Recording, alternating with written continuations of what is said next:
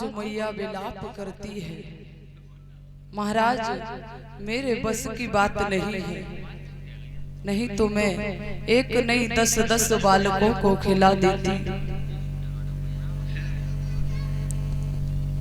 आज दोनों पति पत्नी आंगन में बैठे विलाप कर रहे हैं और अपने भाग्य को कोस रहे हैं भक्तों। और थोड़ी ही देर में सुनीति मैया ने अपनी आंखों के आंसू को पोंछा। बोली महाराज आप चुप हो जाओ, महाराज शांत हो जाओ। और क्या बोली है मैया? अरे सैया मत देर लगियो,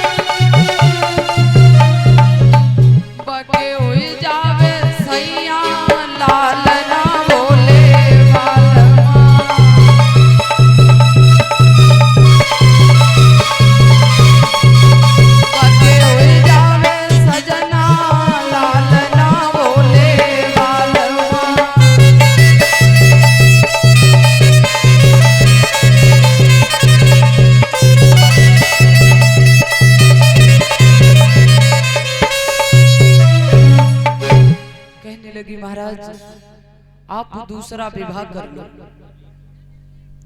उत्तानपाद महाराज अपने सर को पकड़कर बैठ गए। सुनीति तुम ये क्या कह रही हो? तुम्हें अंदाजा भी है कह क्या रही हो? सुनीति कहने लगी महाराज मैं बिल्कुल सही कह रही हूँ। जो मेरी सौत आंगन में विवाह होकर आएगी तो उसकी कोख से जरूर लाला पैदा हो जाएगा। और महाराज हम आपको वचन देते हैं, आपको क्या लग रहा है? उत्तानपाद महाराज कहने लगे रानी जिस घर में सौत होती है उस घर में 2 नालियां बहती हैं, ध्यान रखना। महारानी कहने लगी महाराज मैं अपनी बहन की तरह उसे समझूंगी, मैं कभी झगड़ा ही नहीं करूंगी। अगर वो कुछ कहेगी तो मैं सुन लूंगी, लेकिन मैं कभी झगड़ा नहीं करूंगी। उत्तानपाद महाराज कहने लगे सुनीति मैं अभी भी समझा रहा हूं, मेरी बात को मान लो। सौत का नाम मत लो मेरे सामने। तुम्हारी जिंदगी जो इतने अमन चैन से अभी थोड़ी बहुत खुशी भी है जिंदगी में लुट जाएगी। सौत के आने से क्या होता है तुम्हें अंदाजा भी है? क्या बोले उत्तानपाद महाराज? आरे सौत चून की बुरी जहर की छुरी समझ ले प्यारी, तो आवत दिए निकार रे करेगी